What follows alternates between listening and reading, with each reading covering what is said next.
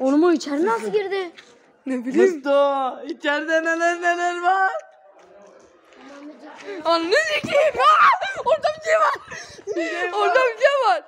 Bakayım. Aa şurada. Attım şurada. Yaklaşıyorum. O ne lan? Kim var lan orada? Bak şurada, tam şurada. Ne sikeyim? Ben yaklaşacağım susun. Duymazsın. Önündeki pencerede. Ananı. Anne. O ne lan? Diyor burası benim yengim için. Sus lan. Ne diyorsun? Anne. Ananı sikeyim, oradan bakıyor. Kim bakıyor? Oradan değil buradan bakıyor. O kim? Kafasını görüyor musun?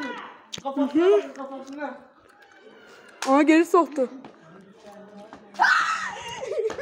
Ananı satayım.